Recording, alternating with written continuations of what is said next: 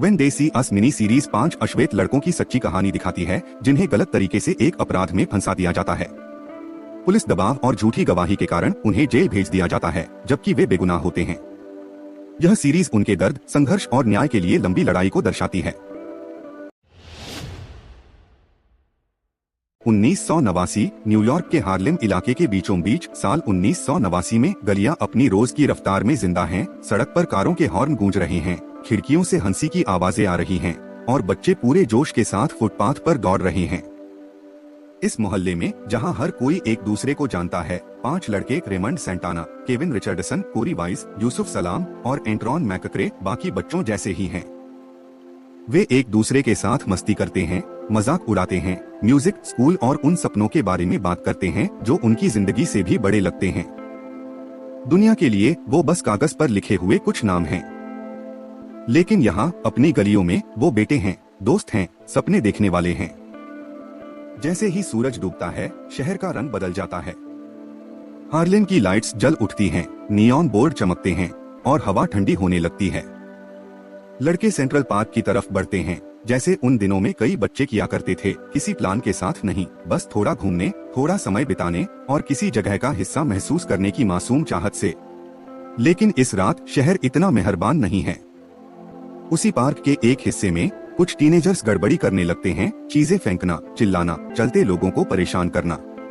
सब इसमें शामिल नहीं होते, लेकिन अंधेरे और भगदड़ में पुलिस की नजर में सब एक जैसे दिखते हैं। और जैसे ही पुलिस की लाइट्स चमकती हैं और सायरन गूंजता है, घबराहट फैल जाती है। पुलिस पार्क में तूफान की तरह घुसती है, सच ढूंढने नहीं, किसी को दोष देने के लिए। रेमंड उलझन में है लेकिन शांत रहता है। केविन समझाने की कोशिश करता है कि वो तो बस अपना ट्रम्पेट प्रैक्टिस करके आया है। यूसुफ पूछता है कि क्या वो अपनी माँ को कॉल कर सकता है। एंट्रॉन, जो सबसे कम बोलता है, बस बार बार पूछता है, क्या मैं मुसीबत में हूँ? और कोरी वाइस, जो शुरुआती संदिग्धों की लिस्ट में था ही नहीं, बस इसलिए पकड़ा जाता है क्योंकि उसने कहा, मैं अपने दोस्त के साथ जाऊंगा। बस वही एक वाक्य, वही एक दोस्ती का लम्हा उसकी पूरी जिंदगी बदल देगा। वे हथकड़ी लगाए जाते हैं, पुलिस वैन में डाले जाते हैं और लाल और नीली चमकती लाइटों के बीच ले जाए जाते हैं।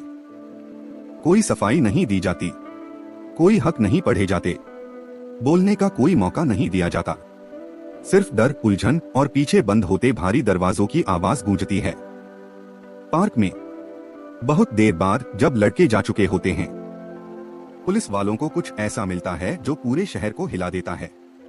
एक महिला जॉगर बहुत बुरी तरह पीटी गई, किसी तरह जिंदगी से लिपटी हुई। अचानक कहानी बदल जाती है। अब यह पार्क में कुछ लड़कों की शरारत की बात नहीं रह जाती। अब बात है हिंसा की, बदले की। मीडिया को एक हेडलाइन चाहिए, पुलिस को एक कबूलनामा चाहिए, शहर को इंसाफ चाहिए तुरंत, चाहे कीमत कुछ भी हो। और यहीं से दबाव शुरू होता है। रिपोर्टर झुंड की तरह टूट पड़ते हैं, डिटेक्टिव्स इधर उधर भागते हैं। टीवी पर वुल्फ पैक, जानवर, दरिंदे जैसे शब्द बार बार चमकते हैं। लड़कों को संदिग्ध बना दिया जाता है, इससे पहले कि वो समझ भी पाएं कि किस जुर्म की बात हो रही है। वे ठंडे कमरों में अकेले बैठे हैं, अपने माता पिता से अलग, और चारों तरफ वे बड़े लोग हैं जो धमकी और चालबाजी भरी बातें करते हैं। उनका बचपन, उनकी मासूमियत धीरे धीरे छिनने लगती है, उनके किए की वजह से नहीं, बल्कि इसलिए कि सिस्टम ने तय कर लिया कि वे कौन हैं। यहीं से सब शुरू होता है। एक रात, एक पार्क, 5 लड़के और एक शहर जो सच सामने आने से पहले ही उन्हें तोड़ देने को तैयार है। न्यूयॉर्क सिटी पुलिस डिपार्टमेंट के ठंडे पूछताछ वाले कमरे बच्चों के लिए बने ही नहीं हैं, लेकिन उस रात 5 लड़के उन्हीं कमरों में बैठे हैं, डरे हुए, अकेले और पहले से ही अपराधी की तरह बर्ताव झेलते हुए। तेज सफेद फ्लोरोसेंट लाइट्स ऊपर से चमक रही हैं, कमरे को और भी ठंडा महसूस कराते हुए। डिटेक्टिव्स उनके चारों ओर ऐसे घूमते हैं जैसे शिकारी शिकार के चारों ओर घूमते हैं। उनकी आवाज धीमी, काबू में और खतरनाक होती है। वे सच जानने के लिए सवाल नहीं पूछते, वे ऐसे जवाब मांगते हैं जो उनकी कहानी में फिट बैठें। एक एक करके लड़कों को तोड़ा जाने लगता है। कोई वकील नहीं, कोई माता पिता नहीं, अपने हक की कोई समझ नहीं। हर बार जब वे पूछते हैं, क्या मैं घर जा सकता हूँ, तो अफसर धुंधले से खतरे भरे शब्दों में जवाब देते हैं, हमारी मदद करो, शायद जा सको। दबाव लगातार बढ़ता जाता है। डिटेक्टिव्स उनके शब्दों को तोड़ मरोड़ देते हैं, उन्हें अलग अलग कहानियां खिलाते हैं, उन्हें मजबूर करते हैं ऐसे बयान दोहराने के लिए जो मेल ही नहीं खाते। वे उन्हें एक दूसरे के खिलाफ खड़ा करते हैं। यूसुफ ने कहा, तुम वहां थे। एंट्रॉन ने पहले ही बता दिया कि तुमने उसे मारा। कोरी ने तुम्हारा नाम दिया, क्या तुम खुद का बचाव नहीं करोगे? लेकिन सच यह है, लड़के नहीं जानते कि बाकी क्या कह रहे हैं। उन्हें बहकाया जा रहा है, घेरा जा रहा है, उन्हें सिस्टम से डरने की बजाय एक दूसरे से डराया जा रहा है। बाहर शहर गुस्से से उबल रहा है। अखबार चीख चीख कर सेंट्रल पार्क में हुए एक दरिंदे जैसे हमले की हेडलाइन छाप रहे हैं। नेता इंसाफ की मांग कर रहे हैं, टीवी एंकर इसे शहर में बेकाबू होती हिंसा की निशानी बता रहे हैं। जनता किसी को दोष देना चाहती है और ये लड़के सबसे आसान निशाना बन जाते हैं। उन कमरों के अंदर बस वो बोलो जो हम चाहते हैं और घर जा सकते हो जैसे शब्द एक श्राप की तरह गूंजते हैं। रेमंड थका हुआ और कांपता हुआ आखिरकार हार मान लेता है। केविन चोटिल और उलझन में सिर हिला देता है, बस सब खत्म करने के लिए। यूसुफ पहले टूटने से इनकार करता है, लेकिन जब वे उसकी माँ को धमकाते हैं तो वह भी डगमगा जाता है। एंट्रॉन, जो हमेशा शांत और आज्ञाकारी रहा, अपने पिता को पुकारता है, लेकिन दबाव में उसका पिता ही कहता है कि जो कहते हैं उस पर साइन कर दो। और कोरी वाइज, जो शुरू में संदिग्धों की लिस्ट में था ही नहीं, सबसे ज्यादा देर अकेला बैठा रहता है। न कोई माता पिता, न कोई वकील, सिर्फ डर। वह सिर्फ इस पूछताछ से बचने के लिए बातें कहने लगता है। डिटेक्टिव्स झूठे कबूलनामे रिकॉर्ड करते हैं, ध्यान से एडिट किए हुए, जिनमें कई विरोधाभास होते हैं, लेकिन इससे फर्क नहीं पड़ता। पुलिस को वो मिल गया जिसकी उन्हें जरूरत थी, ऐसे बयान जिन्हें सच की तरह पेश किया जा सके। फिर भी सबूत उनकी कहानी से मेल नहीं खाते। कोई डीएनए उन्हें जुर्म से नहीं जोड़ता, कोई टाइमलाइन उनकी मौजूदगी से मेल नहीं खाती। उनकी बातें एक दूसरे से पूरी तरह उल्टी होती हैं। लेकिन शहर पर दबाव इतना ज्यादा है कि कोई सुनना नहीं चाहता। जॉगर केस अदालत में पहुंचने से पहले ही मीडिया ट्रायल बन जाता है। प्रोसिक्यूटर, जो पब्लिक और राजनीति के दबाव में है, जोर जबरदस्ती से केस आगे बढ़ाती है। उसके पास सच्चाई नहीं, सिर्फ डर है, और इतना डर जूरी को प्रभावित करने के लिए काफी होता है। अदालत में लड़के सूट पहनकर बैठे हैं, ढीले सूट जो उनके दुबले कंधों पर अजीब लग रहे हैं। वे बहुत छोटे, बहुत खोए हुए दिखते हैं, जैसे बच्चे जिन्हें बड़ों की बनाई मशीन में फेंक दिया गया हो। उनकी कन्फेशन वीडियो चलाई जाती हैं, जबकि साफ दिख रहा होता है कि उनके चेहरे पर डर और उलझन है। उनके वकील दलील देते हैं, टाइमलाइन मेल नहीं खाती, सबूत कमजोर हैं। पूछताछ के दौरान कोई गार्जियन मौजूद नहीं था, लेकिन अदालत पहले ही फैसला कर चुकी होती है। पब्लिक ने अपने गुनहगार चुन लिए हैं।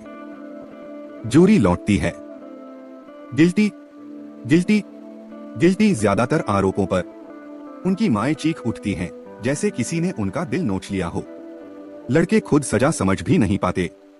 वे सिर्फ एक बात समझते हैं, अब वे घर नहीं जा रहे।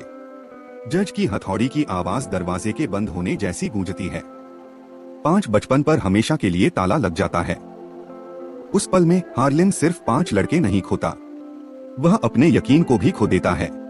ट्रायल खत्म होने के बाद और फैसले सुनाए जाने पर लड़के एंट्रॉन, यूसुफ, केविन और रेमंड को जुवेनाइल डिटेंशन सेंटर भेज दिया जाता है। हर किसी को अलग जगह ले जाया जाता है, अपने परिवार और एक दूसरे से दूर। अब वो सिर्फ हार्लेम के बच्चे नहीं रहे, अब दुनिया उन्हें एक नाम से पहचानती है, द सेंट्रल पार्क 5। रेमंड खुद को मजबूत रखने की कोशिश करता है। वह ढलना सीखता है, अंदर की जिंदगी की सर्वाइवल की लय को समझता है, लेकिन जिंदा रहना भी कीमत मांगता है। वह सख्त होता जाता है, दूर होता जाता है, अपने अंदर एक दीवार बना लेता है ताकि सिस्टम उसके बचे हुए जज्बातों को भी तोड़ न दे। वह देखता है कि कैसे दूसरे आते और जाते हैं, और हर गुजरते दिन के साथ घर का मतलब एक जगह से ज्यादा बस एक धुंधली याद जैसा महसूस होने लगता है। आखिरकार वक्त गुजरता है। एक एक करके लड़के अपनी सजा पूरी करते हैं और वापस दुनिया में कदम रखते हैं। लेकिन आजादी, सच में आजादी नहीं होती। हार्लेम की गलियां वही हैं, लेकिन उनके लिए अब कुछ भी पहले जैसा नहीं है। वे घर लौटते हैं, लड़कों की तरह नहीं, बल्कि ऐसे जवान बनकर जो एक ऐसे सिस्टम ने गढ़े हैं जिसने शुरुआत से उन्हें अपराधी मान लिया था। वे नौकरियां ढूंढते हैं, लेकिन हर फॉर्म में वही सवाल आता है, क्या आप कभी दोषी ठहराए गए हैं? और उस एक शब्द के साथ हाँ, दरवाजे उनके चेहरे पर बंद हो जाते हैं। केविन अपनी जिंदगी फिर से बनाने की कोशिश करता है, लेकिन नियोक्ता हिचकिचाते हैं। लोग फुसफुसाते हैं। मीडिया अभी भी उनके नाम याद रखती है। एंट्रॉन आगे बढ़ने की कोशिश करता है, लेकिन अंदर का घाव उसके साथ एक साये की तरह रहता है। उसके पिता के साथ रिश्ता अभी भी टूटा हुआ है। वह दर्द अपने साथ लेकर चलता है, ऐसा दर्द जिसे उसके आसपास कोई पूरी तरह समझ नहीं पाता। यूसुफ संघर्ष करता है, लेकिन उम्मीद नहीं छोड़ता। उसकी माँ आज भी उसके साथ खड़ी है, जेल की दीवारों से बाहर भी उसके लिए लड़ते हुए, यह यकीन करते हुए कि एक दिन सच खुद रास्ता बनाकर सामने आएगा। रेमंड चाहे जितना सीधा रास्ता अपनाने की कोशिश करे, बाहर की दुनिया उसे दूसरा मौका देने को तैयार नहीं होती। हर तरफ ठुकराए जाने और गरीबी से घिरकर वह धीरे धीरे खतरनाक रास्तों की ओर फिसलने लगता है, थका हुआ, टूट चुका और उसी लेबल को ढोते हुए जिसे समाज हटाने को तैयार नहीं। वे रिहा कर दिए गए थे, लेकिन वे कभी सच में आजाद नहीं हुए। बाकी लड़कों को तो जुवेनाइल डिटेंशन, किशोर जेल में भेजा जाता है और वे कुछ साल बाद रिहा हो जाते हैं, लेकिन कोरी वाइस की राह बिल्कुल अलग और कहीं ज्यादा दर्दनाक होती है। वह सिर्फ एक किशोर था, बस 16 साल का, लेकिन उम्र की वजह से कोरी को सीधा एडल्ट जेल भेज दिया जाता है। और उस दुनिया में नियम और भी कड़े और भी ठंडे होते हैं और जिंदगी एक जिंदा रहने की जंग बन जाती है। पहले ही दिन से कोरी निशाना बन जाता है। कैदी उसे सिर्फ नया नहीं, बल्कि सेंट्रल पार्क बॉयज में से एक के रूप में देखते हैं। एक ऐसा टैग जो नफरत को और भड़काता है।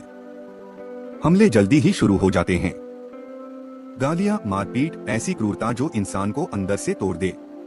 गार्ड नजरअंदाज करते हैं, कुछ तो खुद भी हिंसा को बढ़ावा देते हैं। कोरी भीड़ में खो जाने की कोशिश करता है, अपने आप को छुपाने की कोशिश करता है, लेकिन जेल का हर दिन बस बचने की लड़ाई बन जाता है। ना सुरक्षा, ना कोई सहारा। कोरी एक दर्दनाक फैसला लेता है। वह खुद कहता है कि उसे सोलिटरी कन्फाइनमेंट, अकेले बंद कोठरी में भेज दिया जाए। एक छोटा सा कंक्रीट का डिब्बा, ना धूप, ना आवाज, बस खामोशी। लेकिन कोरी के लिए ये खामोशी उस हिंसा से कहीं ज्यादा सुरक्षित लगती है। सोचो, जिंदगी ऐसी हो जाए कि इंसान अकेलेपन को जिंदगी से बेहतर समझे। उस ठंडी तन्हाई में कोरी अपनी माँ की यादों से, अपनी बहन से, हार्लेम की गलियों से और अपने दोस्त यूसुफ से जुड़ी यादों से चिपक कर जीता है। उसी यूसुफ के पीछे पीछे वह पार्क गया था, बिना जाने कि वह रात सब कुछ बदल देगी। वह छोटी छोटी उम्मीदों को पकड़ कर रखता है, उम्मीद की कभी न कभी कोई तो उसकी बात सुनेगा। 2002 अंधेरे से उठती एक आवाज। और फिर सालों बाद एक ऐसा मोड़ आता है जिसकी किसी ने कल्पना भी नहीं की थी। मतियास रेयस नाम का एक आदमी, जो पहले से ही दूसरी हिंसक वारदातों के लिए उम्र कैद काट रहा होता है, आगे आकर कबूल करता है। वह साफ साफ, पूरे होश में, हर डिटेल के साथ कहता है, सेंट्रल पार्क में जॉगर पर हमला मैंने किया था। मैं अकेला था। किसी ने उसे यह कहने के लिए नहीं कहा। उसने खुद चुना सच बोलना। डीएनए टेस्ट किया जाता है और इस बार विज्ञान उनके साथ होता है। डीएनए पूरी तरह रेस से मैच होता है। सारे सबूत उसकी बात से मेल खाते हैं। सालों की खामोशी के बाद आखिरकार सच को आवाज मिलती है। उन 5 लड़कों जो अब मर्द बन चुके हैं की सजा रद्द कर दी जाती है। दुनिया जिसने कभी उन्हें राक्षस कहा था, अब उन्हें बाइज्जत बरी कहती है। लेकिन आजादी देर से मिली। साल 2002 वे आजाद होकर बाहर आते हैं, लेकिन वे अब वो पहले वाले लड़के नहीं रहे जो कभी हार्लेम की गलियों में हंसते खेलते थे। वक्त, दर्द और नाइंसाफी ने उन्हें बदल दिया है।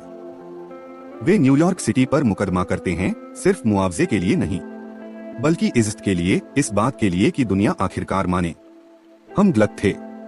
लंबी कानूनी लड़ाई के बाद 2014 में उन्हें मुआवजा मिलता है, लेकिन कोई भी पैसा वो साल वापस नहीं ला सकता जो उनसे छीन लिए गए थे।